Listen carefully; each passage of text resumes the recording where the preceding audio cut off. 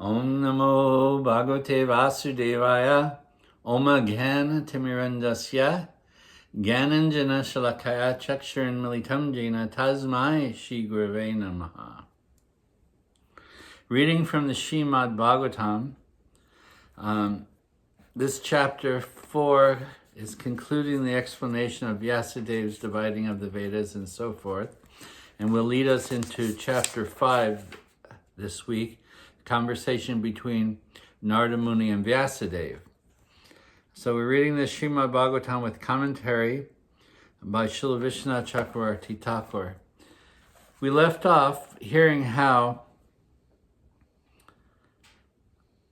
Veda Vyas divided the Vedas into 4 and then compiled the histories, the Puranas, and each of them were given their own disciplic lineage so that they could be maintained and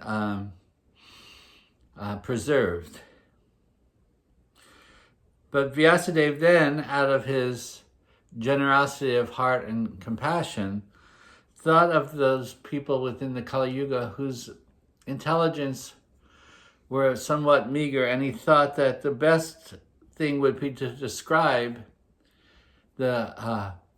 all the Vedic teachings within what he categorized as the Mahabharata, the ancient history of India. So he combined it all there. But still there was something unsettling. He wasn't quite satisfied. He thought, what have I done? Or what have I omitted? So though he had engaged himself in this way for the welfare of all beings, his heart was not satisfied with all of that. Being not completely satisfied in heart, sitting in a solitary spot on the bank of the river Saraswati, that knower of Dharma began to contemplate. He tried to think, and so he went deep inside himself. He said, I've respected the Vedas. I've honored them and dealt with them carefully, dividing them and so forth. I've also respected my gurus who gave me this knowledge and the fire of sincerity. With the fire of sincerity and strict vows, I have observed all the rules. Though the Mahabharata, in which Dharma, Artha, and Kama and Moksha have been discussed, I have clearly shown through this Mahabharata the meaning of the Vedas. But still my soul, situated in this body, though powerful through my austerities and knowledge by nature, appears incomplete and inferior, even though endowed with power arising from the study of the Vedas. He's troubled, contemplating what is not yet complete here. I've done everything. I've taken the entire body of knowledge called Veda, divided into 4 so they could be easily understood, established disciplic lineages through each of them. Then I compiled the histories in the Puranas and so forth. And then even for the less intelligent, the persons of the Kali Yuga who may not understand such things, I compiled it all with all the wisdom of Dharma, Artha, Kama, and Moksha within that Mahabharata. So contemplating, he said, perhaps the path of bhakti, pleasing to the most elevated devotees, has not been sufficiently described. And the elevated devotees alone are dear to the Lord. So then his further thought was, I've dealt with the subject of Dharma, Artha, Kam, Moksha, but maybe I haven't sufficiently emphasized the aspect of bhakti. Commentary, Vyas begins to intuit the reason for his dissatisfaction. As Vyas was lamenting, considering himself most vile, Narada then approached the hermitage. So as he was feeling incomplete, Narada Muni immediately appeared. His own guru manifested to assist him. Understanding that Narada, worshipped by all the devatas, had suddenly arrived, Vyas then worshipped him as if he were Brahma himself. This ends the 4th chapter, and now we pick it up in chapter 5, the conversation between Vyasa and Narada. Sutta goes on to say, that famous Narada, with Veena in hand, being seated comfortably, while slightly smiling, then spoke to Vyas, who was engaged in worshipping him. Commentary. In this 5th chapter, showing the uselessness of Gyan and Karma, Narada teaches Vyas about Bhakti, with its chief component, Kirtan. That knowledge without Bhakti, or activities without Bhakti, are useless. Therefore, Bhakti has to be the emphasis, because anything of value has to have Bhakti included within it. Otherwise, there's no value to all the things we do, our cultivation of knowledge, our activities, and there's no devotion to God. Then what is the value of those things? It's just like material possessions have no value in themselves, but they can be utilized in the service of the Lord. Then they have value. Similarly, knowledge and activities, which constitutes the nature of humankind, we seek out knowledge, wisdom, and karma activities to benefit ourselves, to benefit others, welfare activities. All of this may be included in karma. But if they are devoid of actions which are devoted to Godhead, then they actually have no value. So therefore, bhakti is the primary. Welcoming his guest, Vyas was worshipping him by the offering of the asana, argya, padya, and other articles of worship.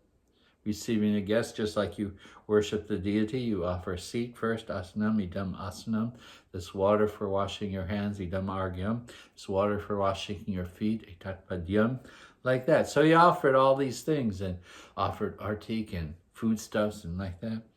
This is the manner in which one worships the elevated guest, a pure Vaishnava, the spiritual master. So he was being worshipped properly.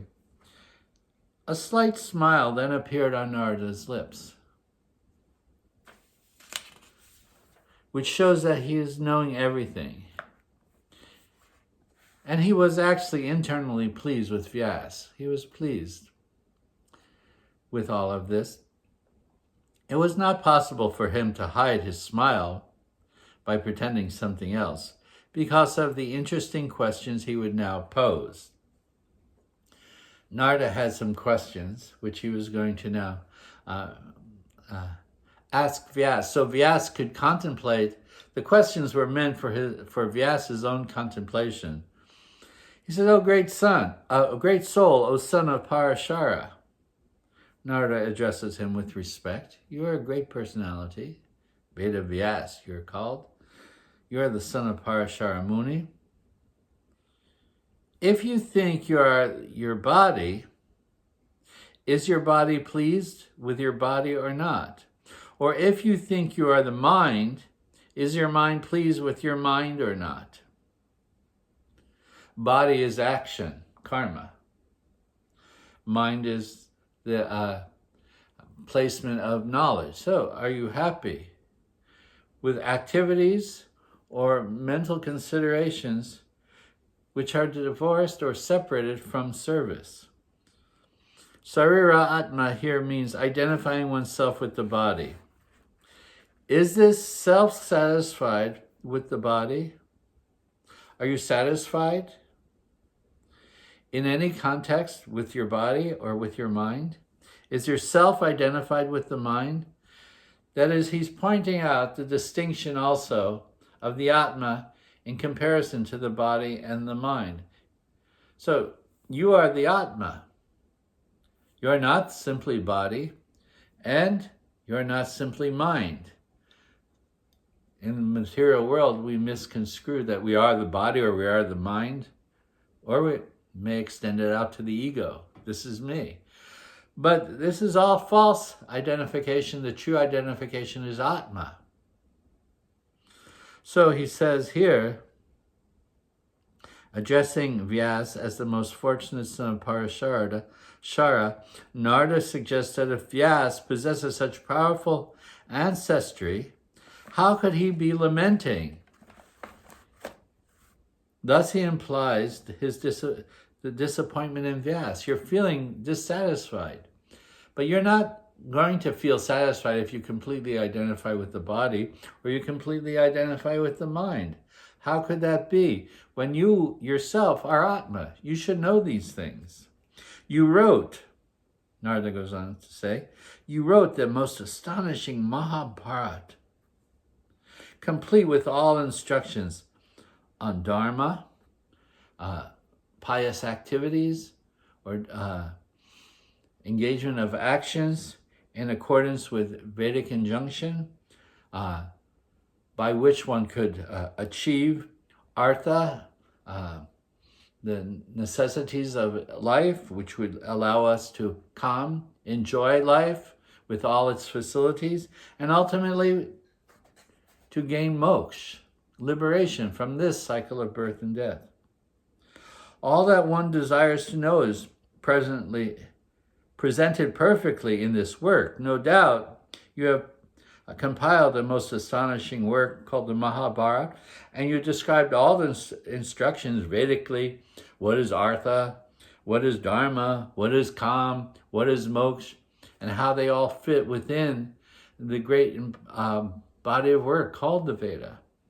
You have done this all through the compilation of your Mahabharata, but you're still finding yourself dissatisfied. You have also investigated and realized the Brahman, which is eternal. Then why should you lament that you have been unsuccessful? Here's the question is being posed. You also know the nature of Brahman, the supreme absolute, but you're still lamenting. Commentary. Nor can you say that the reason for lamentation is lack of realized knowledge, because you have investigated and made conclusions within the Vedanta Sutras, the sutras which describe the meaning of the Vedanta, all about the eternal nature of the Brahman that spreads everywhere in his impersonal form. Not only did you inquire about Brahman, but you have understood and you have realized Brahman. Vyas then answers, yes, what you have said is true. Yet my mind and body are not satisfied. I am asking the imperceptible reason for this from you, because you were born from the body of the self-born Brahma. Hence you possess great knowledge. He says, I am also baffled by this. I am not satisfied. Body, mind, and I'm not satisfied. You yourself, O Narada, were born from that embodiment of knowledge. Brahma himself, you are the son of Brahma, from whom all the Vedic wisdom has emanated. All aspects of Vedic knowledge originally come from Brahma, and you are the self-born son of that Brahma. So I'm coming to you to ask. I ask you the cause, which is hard to understand for me.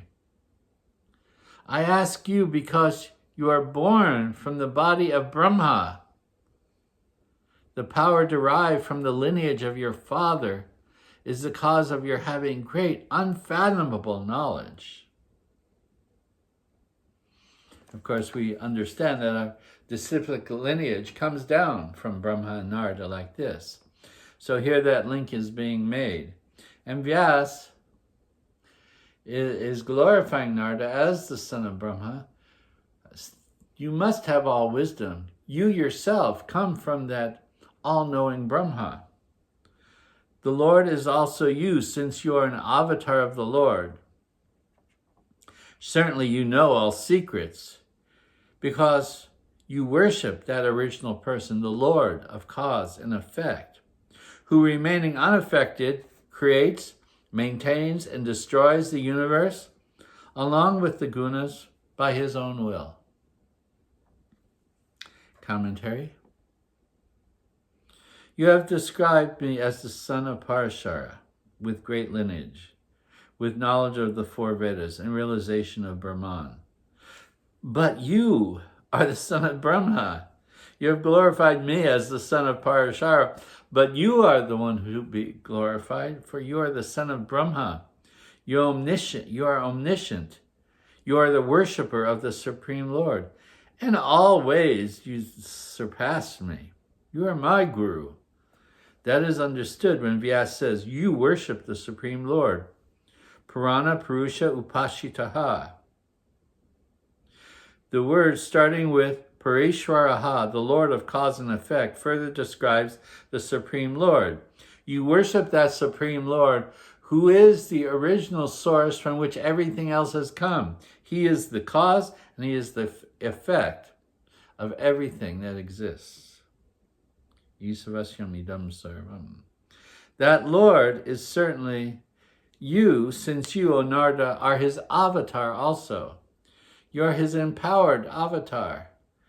Non-different than him, as you are Shaktivesh. You carry that power of wisdom.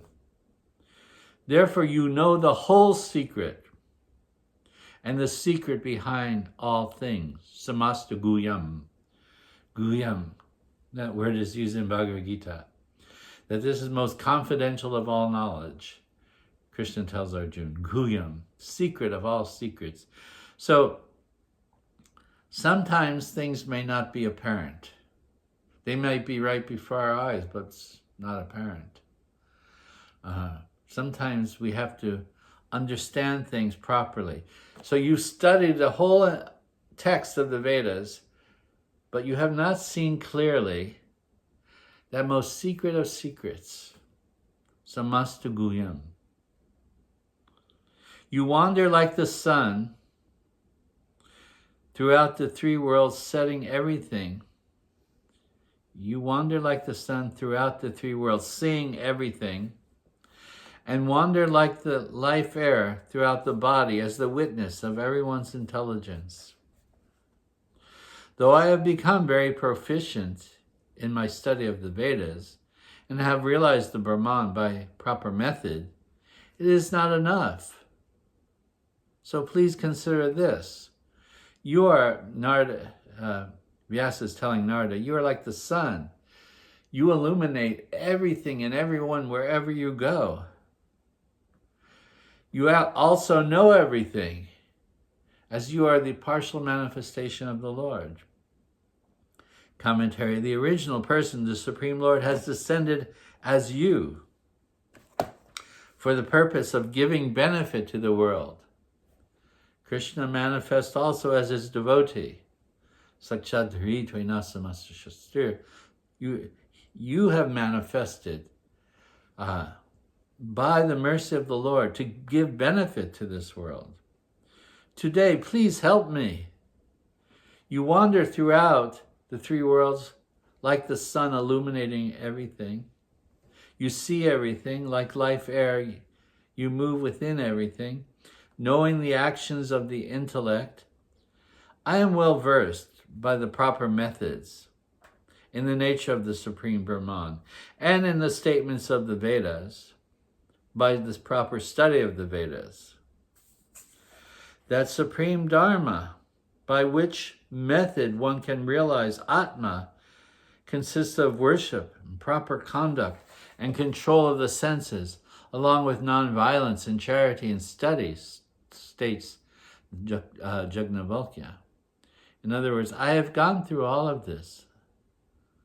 I've not sidestepped anything or tried to cheat my way through into the absolute. No, I've followed the process. But still I'm not satisfied. Then Narada says, you have not sufficiently described the glories of that spotless Lord Krishna.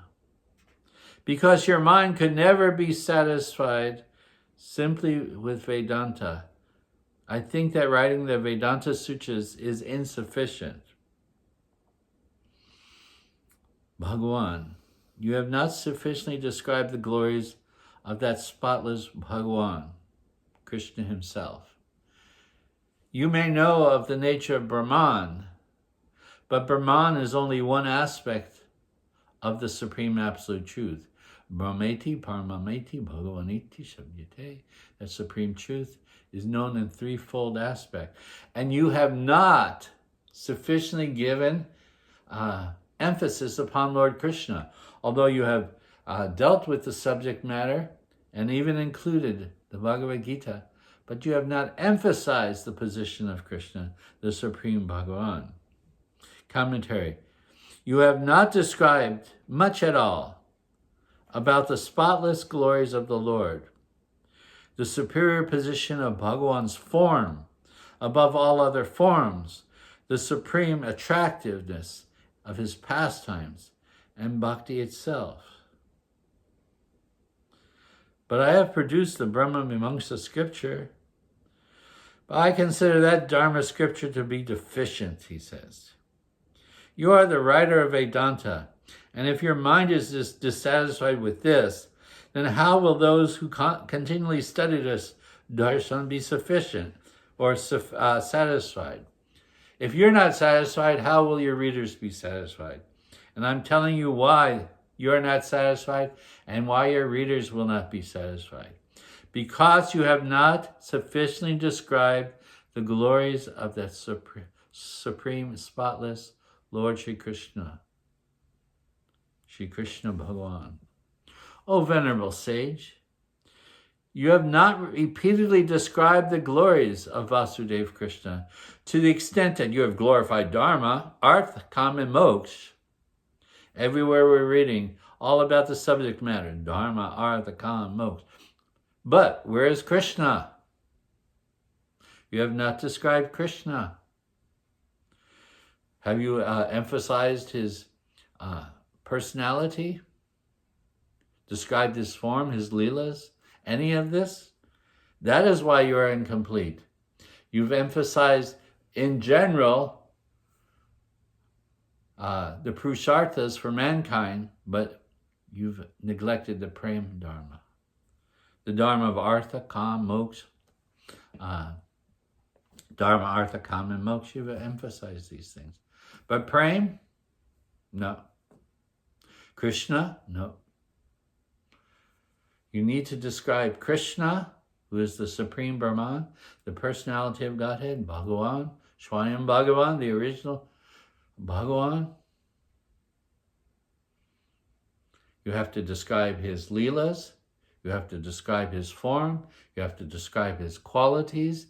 And you have to describe the method by which you can attain him, by which mankind can attain him.